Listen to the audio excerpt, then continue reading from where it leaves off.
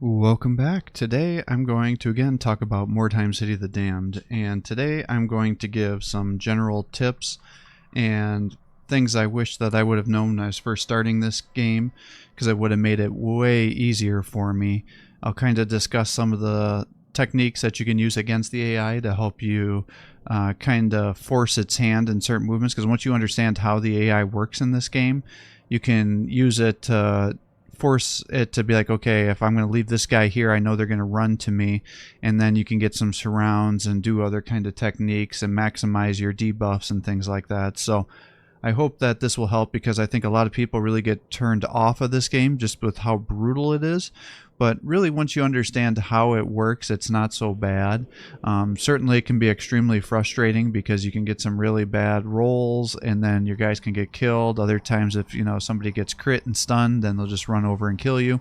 I mean, even on the last playthrough I did, I think somebody just ran over and one-shotted one of my units, and it was just like, oh god, and she died, and it was just terrible, especially if you start to get some attachment to the characters as you've gone through these brutal skirmishes with them, and they've become a critical part of your warband, and they just die or get their leg chopped off or lose an arm, and it's just like, oh god, why did you do this to me? But really, once you understand how it works and you have a solid foundation, then when those things happen to you, it's not as brutal, and in fact, in kind of a real disgusting way, it becomes part of the fun, because it's like, yeah, that's how it goes. Mordheim is the city of the damned, and I just got screwed. So let me see. I'll kind of try to do it in kind of a normal avenue here instead of just random things. I'll kind of start off as the game starts, and then things that are important to know as you're progressing through. I think this should be applicable to any faction. Certainly, if you have other tips that I don't discuss, throw them in the comments for other people, because I think, this is definitely, it's a rough game in that it has a lot of bugs and things like that. Unfortunately, I think a lot of the mods that are out there that really fix a lot of it, they also kind of change some of the gameplay mechanics.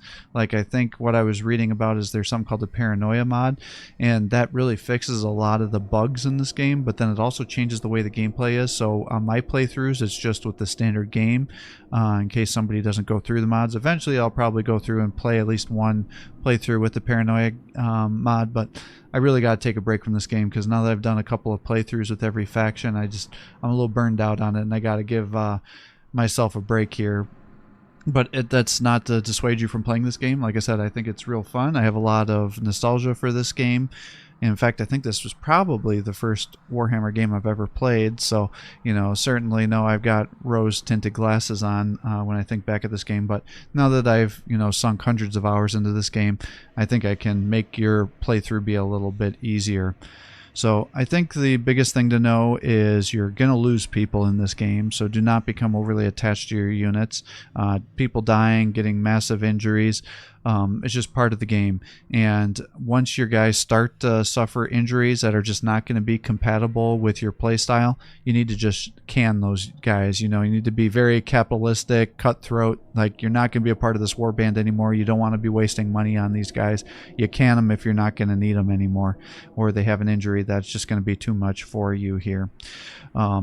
When you're starting out, it's going to be a massive bloodbath. I mean, both you and your opponents are going to be doing lots of damage. You're not going to have lots of health, and it's going to be trying to just stack up kills to take out certain units, to trigger that warband morale check to end the mission, because that's really how these missions end, is once you trigger a warband check, unless you're doing the story missions, in which case just complete the objectives to do it. Because what happens is, in the left-hand corner of the screen, you're going to see different morale, and as you suffer unit losses or you steal the flag from the card of the other faction, that'll tick down the morale until it gets below a certain threshold. Then you have to do a morale check, and if you fail the morale check, then the other warband leaves, and the campaign and the skirmish just ends. The same thing can happen to you if you suffer too many losses. then your units will do a check. Now, it is possible that they pass the morale check, in which case you have to kill another unit or steal their flag and drop the morale again, and then they do another check on there.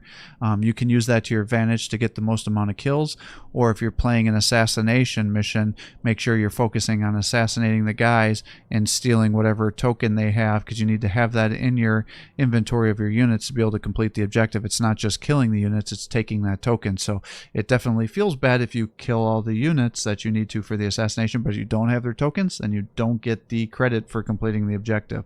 I know it's bullshit, but that is how Mordheim is set up to play. So, and then if the warband check happens, you only get the equipment that's in your guys' inventory or in your cart. So you're not going to automatically auto loot things, or even though you may be standing on some glorious warpstone clusters, if you don't have it and the campaign or the mission ends, it just ends. You don't have any time to pick anything else up. So definitely take that into consideration.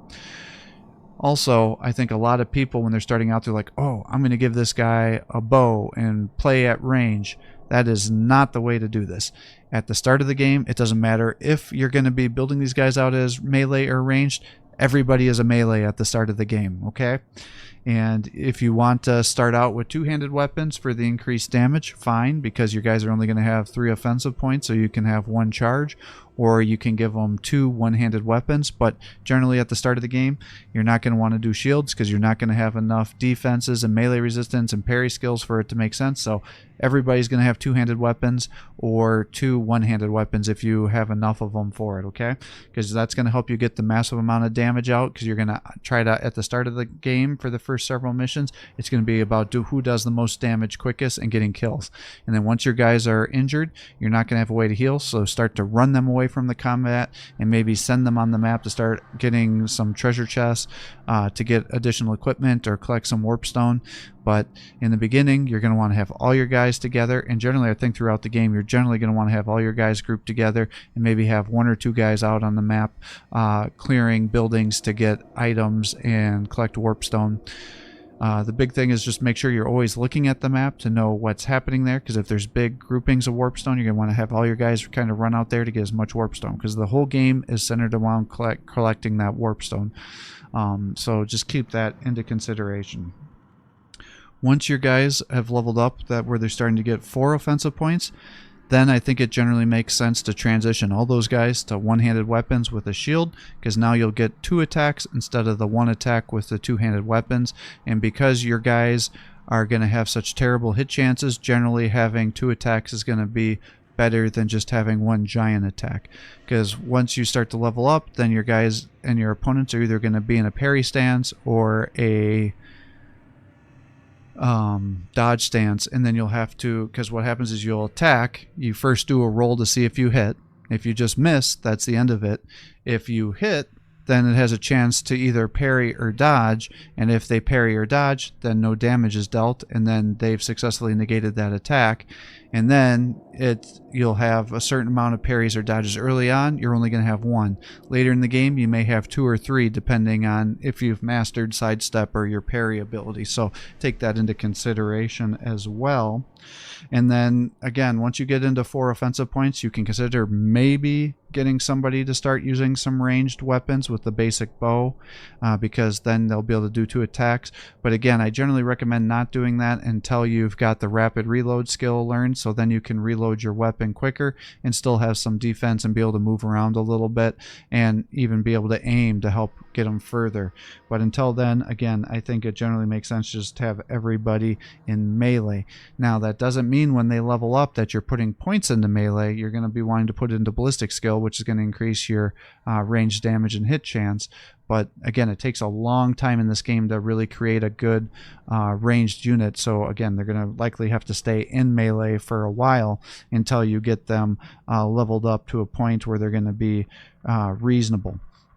Now, again, your guys, you're going to be incredibly frustrated with the warband when it starts out, because they're going to be a bunch of idiots, and you know, freaking Helen Keller, the blind deaf freaking author, is going to be a better fighter than your units are when they start. You're going to be so freaking frustrated with your warband. They're going to miss so many attacks. So to help increase the chance to hit, give as many of your guys maces as you can, because that's going to increase their hit chances, and that you're going to generally be I recommend using maces throughout most of the campaign until your guys actually become functional human beings or demons or whatever, Skaven, whatever units you're having, because it takes a long time and a lot of weapon skill before they're going to start hitting. Now, remember, weapon skill is what's going to increase your melee hit chances. Ballistic skill is going to affect your ballistic skill ranged attack hit chances, so keep that into consideration. Now, if you're going to have a melee build, you need to realize, are you going to be doing a dodge build or a parry build? Parries are, by definition, I think, just way easier, and I recommend just doing that throughout most of your characters, assuming they're going to have up to 15 weapon skill to be able to maximize Web of Steel, because then you're going to be able to maximize your parry chances. If you're not going to be able to maximize your Web of Steel, then you may want to consider a dodge, but remember, your henchmen can't master any skill, so it doesn't matter. Just as long as they can get to the first tier, which every henchman should be on either aspect, it's not as big of a deal. But for your heroes, you're definitely going to want to look at what kind of maximum points they can get. Now, realize that can change if you suffer injuries. It can lower your weapon skill or can lower your strength. So if you're right on the cusp, you just gotta be very, very cautious with those units, because nothing worse than you're building somebody out to be, master the armor, and they just barely have enough strength, and then all of a sudden they suffer an injury and their strength lowers below. Now all of a sudden it's like, shit, I can't master that ability.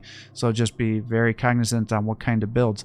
This is not a game where you're going to want to just shoot from the hip with your builds, because it's very possible that you may get to the end of this game and your guys are dying and your warband's not functional and you lose and you just can't complete your story missions, and that is a big kick in the dick. So just always have a plan for your guys, and like I said, if they can't meet your plan and they're not viable, you just can them and stop wasting money on them, because you have to pay for your warband upkeeps, you have to pay for their injuries, you have to pay for their equipment.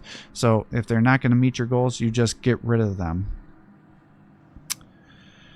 Once your guys get 5 offensive points, then you have to make a decision. Do you want to use two-handed weapons? Because now you can attack for 2, and then with the two-handed weapons, they'll fatigue, and so the following attack will take 3. So with 5, you can either do a two-handed weapon build with your henchmen or your heroes, and then or you can, what you do, and what I generally will do, unless I need to get guys kills to get them experience faster, is at 5 offensive points I tend to just go with one-handed weapon still with my shield, and then if their parry chances are high enough, then they have a chance to counterattack and do a third attack, because when you counterattack, it reduces the cost of your attack by 1. So even though you only have 1 offensive point remaining, and it usually takes 2 attacks, if you have a one-handed weapon, you parry, you can counterattack and then hit, even though you have 1 offensive point. So then effectively you've had 3 attacks, and if all 3 of those attacks land, chances are you've probably done more damage than you would with a two-handed weapon, assuming you didn't get a crit. So just take that into consideration with your build as well. I mean, I know a lot of people get frustrated with my playthrough because it's kind of a slow burn, because my guys are doing less damage because they're all one-handed weapons. But damn it, how many guys did I lose? Very few. How many missions did I not pass the objective for? Very few, because again, it's a slow burn. As long as it's safe and steady, wins the game. Now, there's definitely a play style here where, and for a large part of the game, it may make sense that the strongest defense is a strong offense on this game, because doing lots of damage and killing units is going to keep your guys alive. But if you do a focused build like how I like to build out my guys, you get your healers going, a slow burn is going to get you the victory, and you're going to be able to outwin the AI, because the AI is stupid in this game.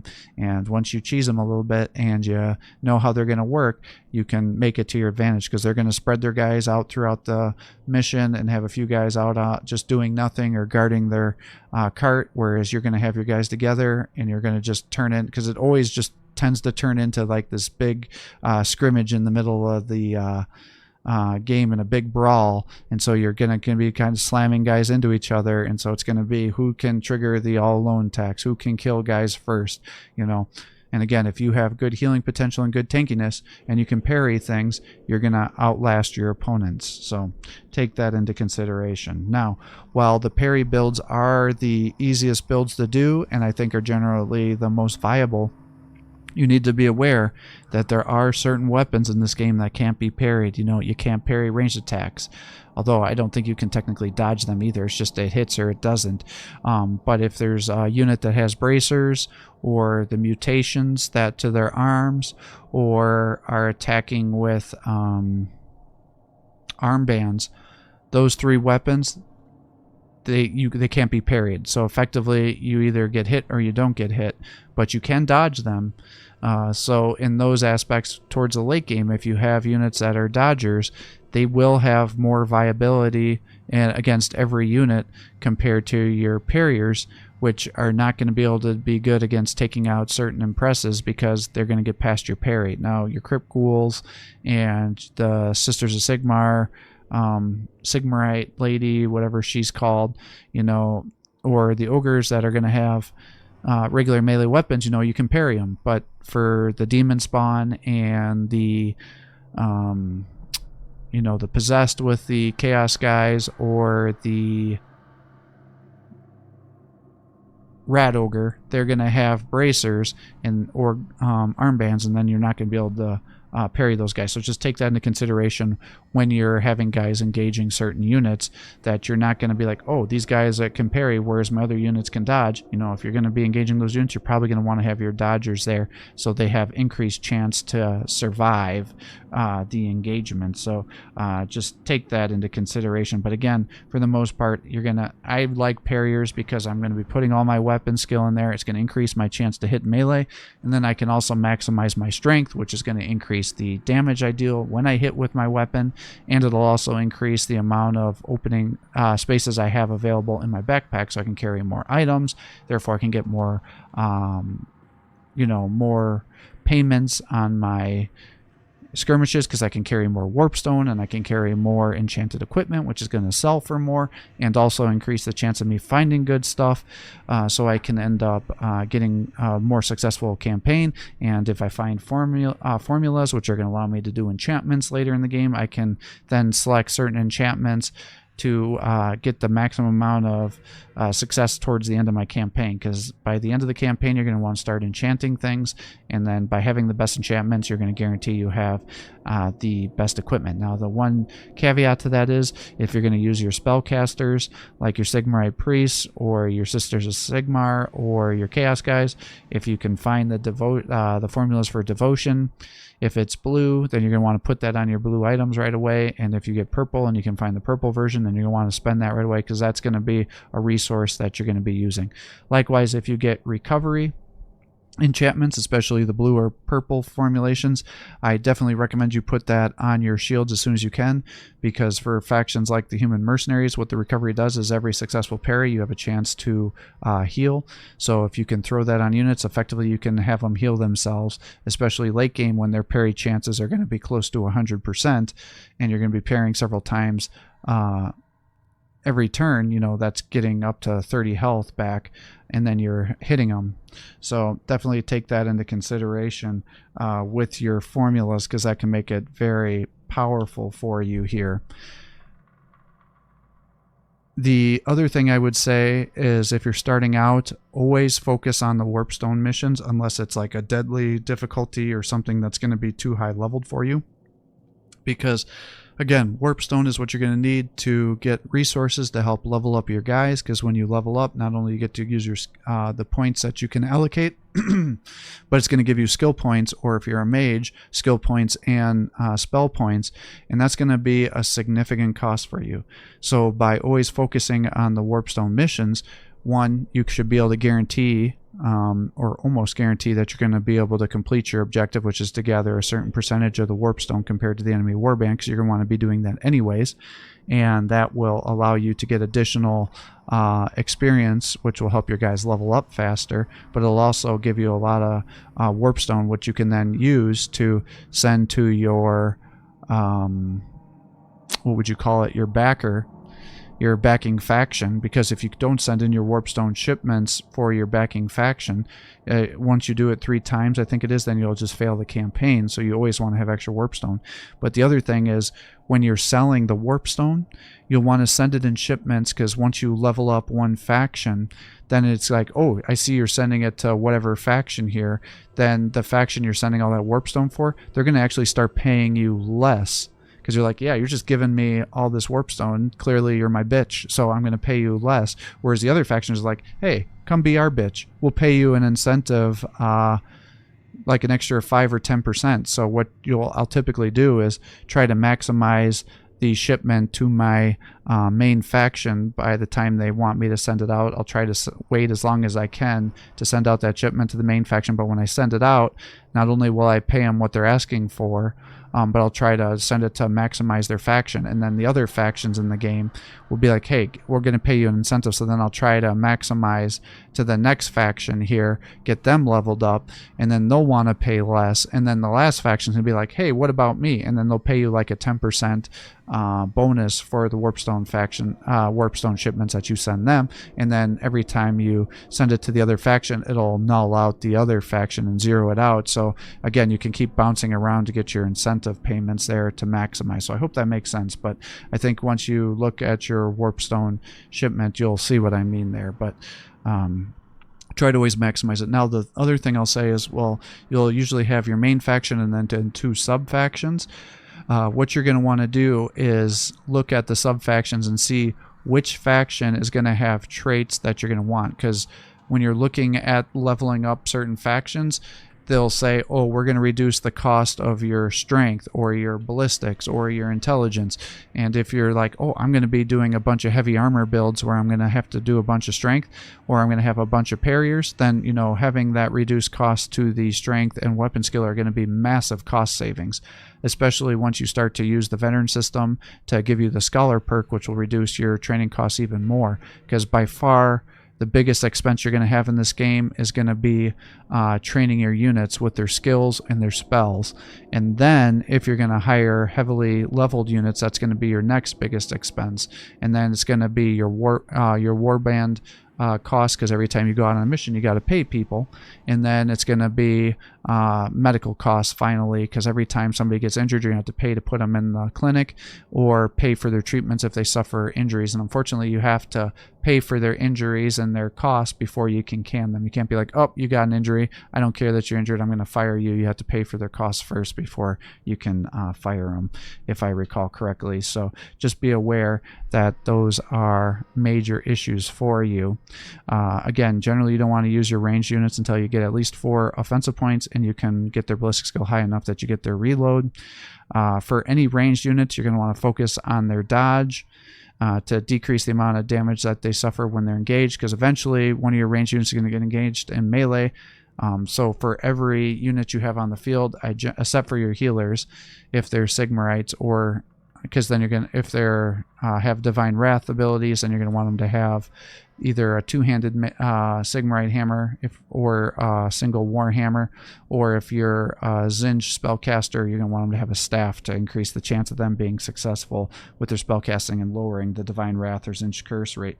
But everybody else, you're going to want to have them have a melee build and then a ranged build, because if you've watched my playthroughs of this game, there was actually several missions where there were guys that were just hiding in a spot where I couldn't get to them, and we had to shoot off. And if I didn't have range guys, I couldn't have completed the mission. It was so freaking stupid, unless I ran everybody away and made them leave that spot. But for the most part, we just got stuck into these perpetual shoot-offs.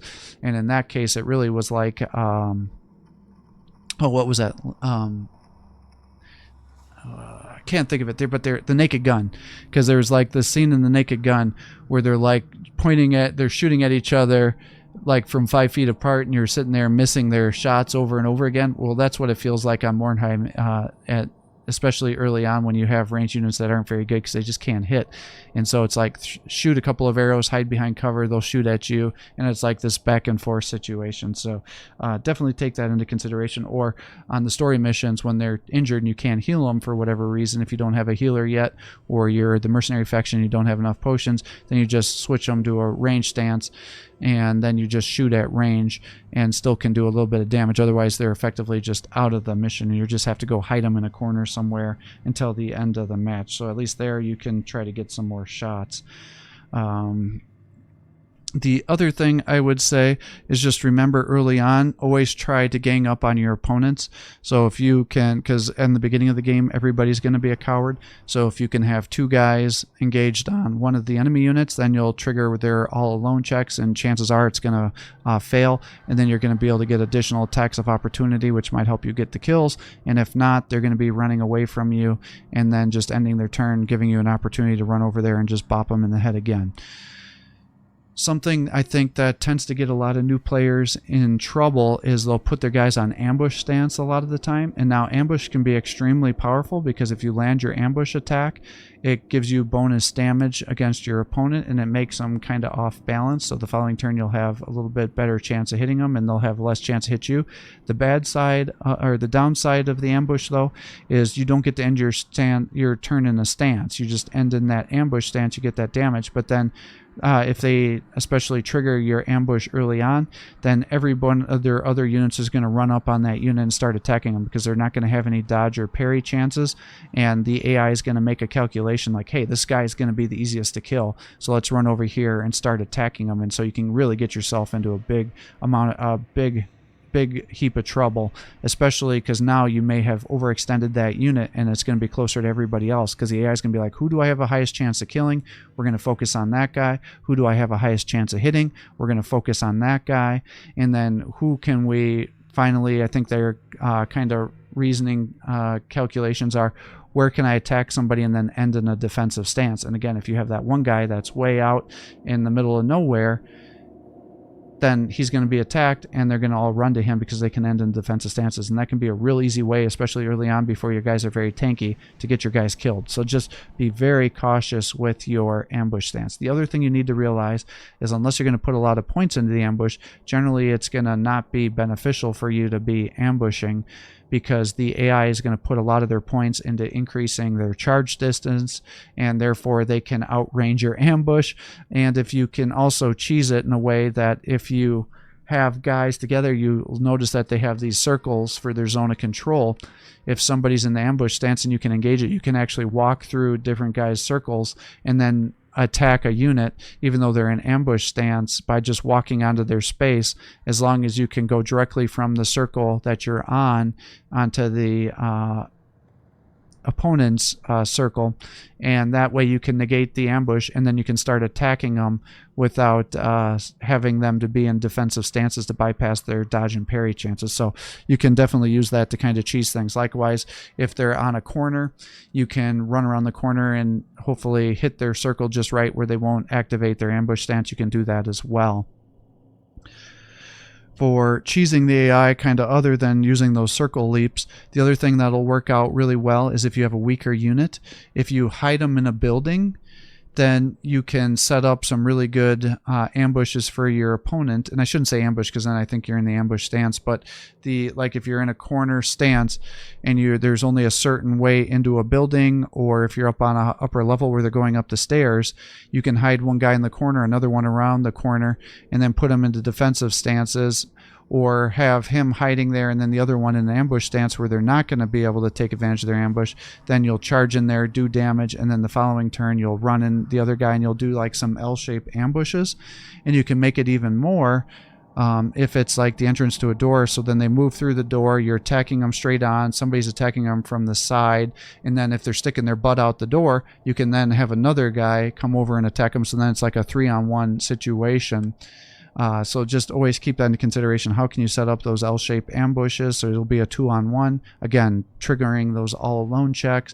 And if you have it in an area where they can't escape, which is usually what you want to do unless you want to try to get those attacks of opportunity, it just ends their turn, and so then they're not in a stance, and you can just keep beating them up and getting the kills easier. So just keep that into consideration, but also be careful that you don't get yourself into that situation too, because that can be a major issue. If you have multiple guys in the building, you set somebody up for charge, they charge at the AI once they're going into the building, And then if they don't have a right area, then all of a sudden you've blocked your only entrance out of the or exit into the building. Now all of a sudden you're stuck on this one-on-one battle, especially if there's like a table or a chair or something in the way, a bookcase that's stopping you from being able to disengaging. So now you're stuck on a one-on-one.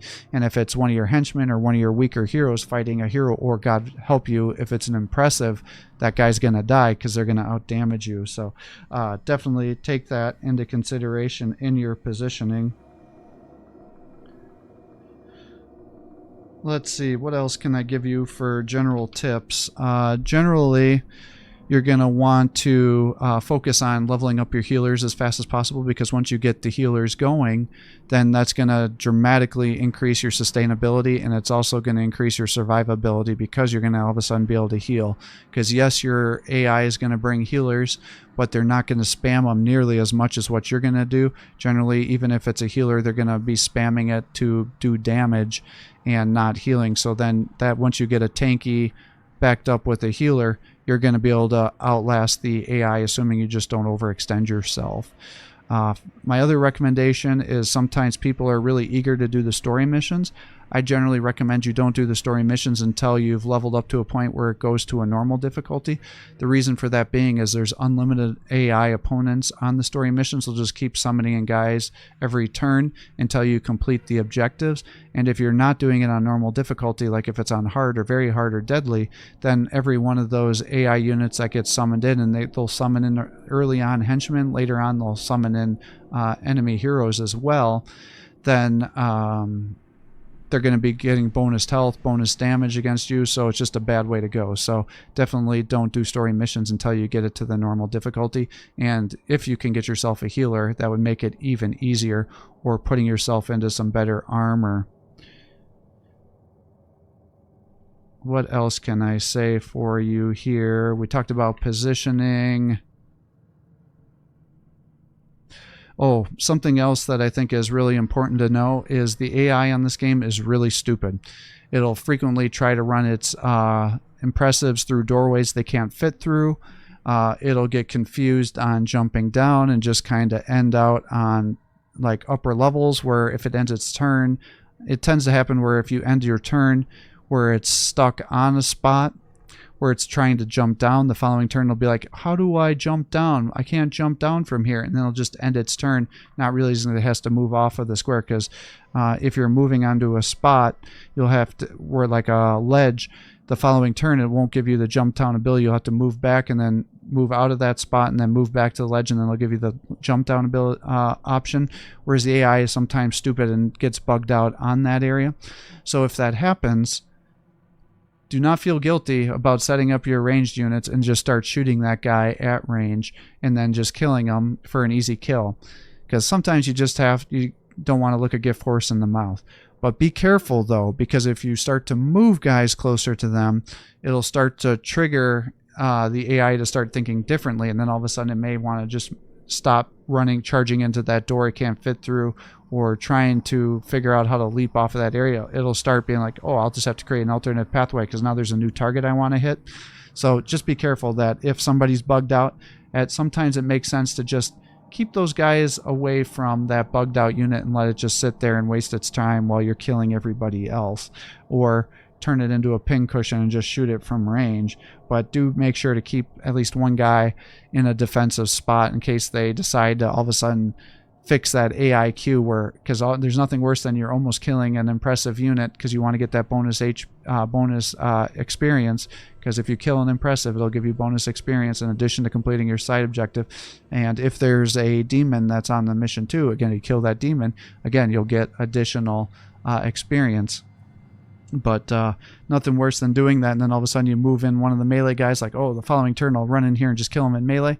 Well, that impressive may get the idea, hey, there's a target here for me, I'm going to walk around this area and then just kill your unit, because that may or may not have happened to me once or twice on all these playthroughs. So just take that into consideration. The other thing I would say is just make sure you're always checking your shops, because you can find some really great items there, especially early on. You may find uncommons or legendary or formulas, so just make sure you're always purchasing the ones that you may need. Same with the potions. You can find lots of great potions there, so just always purchasing them. I recommend that you always try to purchase any helmets that you find and some shields, because like I said, if you're doing a tanky build, you're going to need lots of helmets, lots of shields, because if you can stun an opponent or you get stunned, it probably means that unit's going to die, because you're going to get a 100% chance of hitting that. And so getting a helmet on you is going to give you some stun resistance, and that's going to increase your your survivability. Likewise, early on in the game, your opponents are going to start throwing out a bunch of uncommon items that are enchanted. Those enchanted items are going to sell more than unenchanted items, even though you yourself may prefer them to be unenchanted, because some of the enchantments are just absolute garbage. And so just turning around and selling those while keeping the unenchanted items for yourself to put your own formulas on there to be able to get the maximum buffs that you can.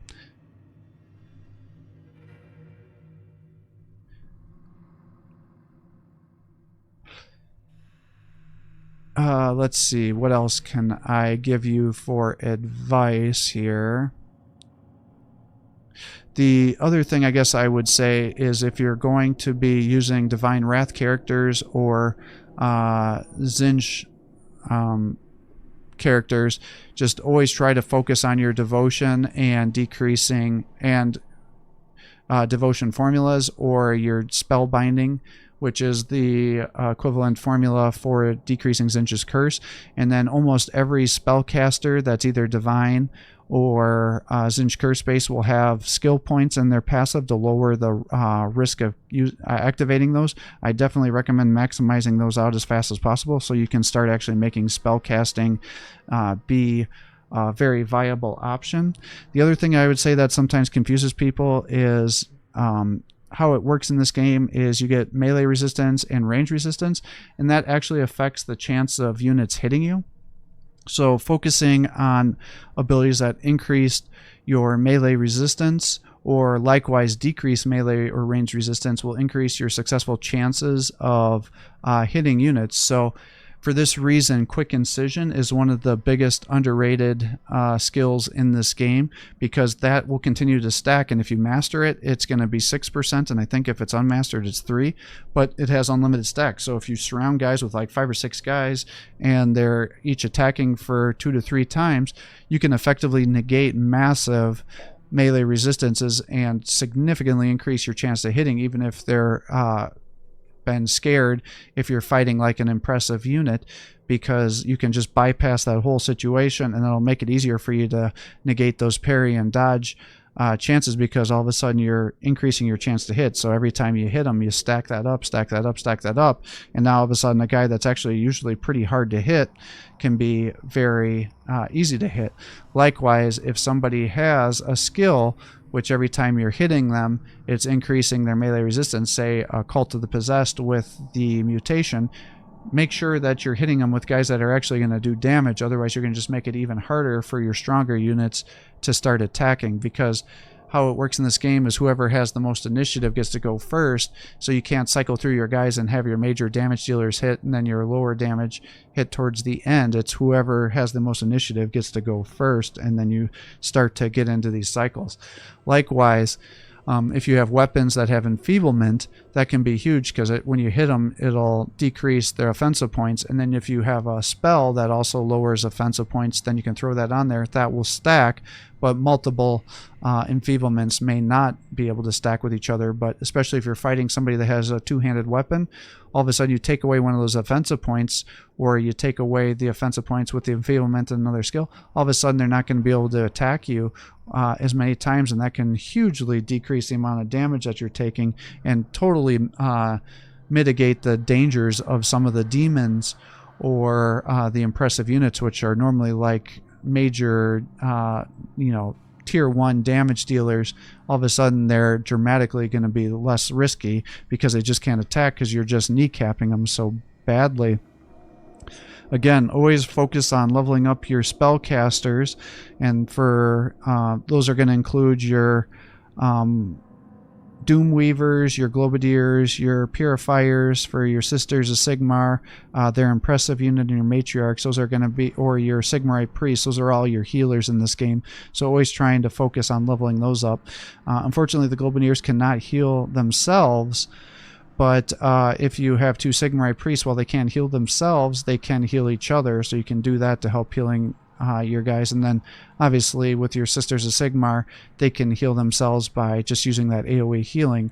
Now the one caveat to that is the Doom Weaver has the Idol of Blood, and if you have guys in melee and they're attacking, they can heal themselves. So that would be a way for your Globadiers to heal themselves, is by getting the Globadiers to help heal them that way, because they're immune to the globe effects otherwise. Now, the big thing you also have to be careful with is making sure you're not leveling yourselves too quickly, because as your warband gets more rating, the AI is going to start taking that into consideration. So once you start to cross certain thresholds, they're going to start getting skills. So if you're not upgrading your skills, then the AI is going to be more powerful than you, because they're going to start putting points into skills. Likewise, once your once the thresholds cross for your warband ratings, they're going to start having blue items on you. And if you don't have blue items on your guys, that's going to definitely be a major power spike on here. But just remember that if you're killing your opponents, check their equipment, because if they have blue items, that's going to be the easiest way for you to get those, other than getting chests. Likewise, on the story missions, once you start crossing certain thresholds, all of a sudden those endless reinforcements that are coming in are going to start having blue items, and occasionally they may have purple items as you really start to level, so just be very cautious with that. Usually how it goes is the henchmen will only have white items, the heroes will have blue items, so just make sure when you kill them that you're checking their body, because early on in the game that's going to be the easiest way for you to find equipment. And then later on in the game it's going to be later higher rankings is going to be everybody's going to have blue items, and then it's going to be the heroes will have purple, and then the henchmen will have blue, and then occasionally as you start to get higher up, it's going to be some of the henchmen may start having purple items too. So you just got to always check the bodies, because you may find that, wow, all of a sudden I got these great equipment here that I was really struggling with getting, and then finally at the very end of the campaign everybody's going to have purple items, and that's just really dangerous when that happens, because now all of a sudden everybody's going to have max abilities. They may have bonus damage to you because it's a higher difficulty, and they're going to have fully kitted out equipment. You just got to be very, very careful, because those sometimes when those ratings cross those arbitrary thresholds, all of a sudden there's these massive spikes, and that tends to get new players killed. So just take that into consideration.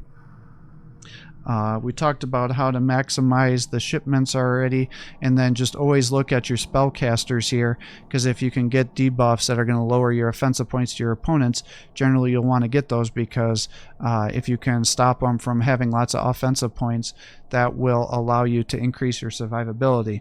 And then finally, as you complete this game and you're getting more kills and you start to get through the veteran system, remember that those are massive buffs, so try to always focus on that. I think early on you're always going to want to get your scholar, because again the skill points and the spells are going to be the biggest expense that you're going to have, and so by decreasing that by 10 to 20% depending on how much you level it, that's going to be huge. Then after you do that, if you end up getting like the renown ability, just remember when you're starting campaigns out that if you hire one henchman, it'll unlock the veteran system, and then you do the renown, then you can hire the rest of your guys. Then that's how you'd min-max your expenses. As you get the veteran system leveled up more, it carries through to other playthroughs, and then you'll get additional starting funds to help you get guys going quicker, and also give you access to higher leveled units to get a stronger warband. So just take that all into consideration. I generally recommend that after you get the renowned leveled out, that it usually makes sense to either focus on the commander or the healer. The commander decreases the cost of your commander and impressive units. The healer decreases the cost of healing your units. And then I focus on either merchant or librarian. I think the merchant is generally better than the librarian, because the merchant will just randomly have formulas, and you'll get to be able to sell things more. That'll allow you to buy better equipment, and you can then be able to pay for your enchantments, whereas a librarian is just like a fixed, hey, you just randomly will have a chance at getting formulas. I think once I had that mastered, I think it would get triggered 3 or 4 times through a whole playthrough. So, you know, it's only 3 or 4 enchantments, which is not great, but if they're the ones you need, it'll be game changing. Whereas the merchant, there'll be several, like, hey, here's this sale event is we've got formulas, and then they'll have 3 or 4 formulas that you can purchase. And so plus better equipment, or they'll say, hey, we're gonna buy your items at you know, you'll get a bonus payment, and if you have the haggler or the seller that'll evaluator, then that will be even more for you. So just always take that into consideration when you're doing this. And then if you, for whatever reason, aren't happy with your veteran system perks, just remember you start out with 1 respect points, and then occasionally it'll say, like, for an event you'll get an extra respect point. So just always keep that into consideration, because it doesn't add up. You can't like have 4 respect points. It'll just always be 1. So if you're not happy with your veteran system, just use that respect point and get the things you want, because there's no reason to just save it, because it's not going to accrue with the other respect points you may get on certain events here. So I hope that helps you as you're struggling your way through Mordheim City of the Damned. I think if I had known these things on my playthroughs, it would have made it go much smoother for me here. But that's kind of the way to min-max your characters here.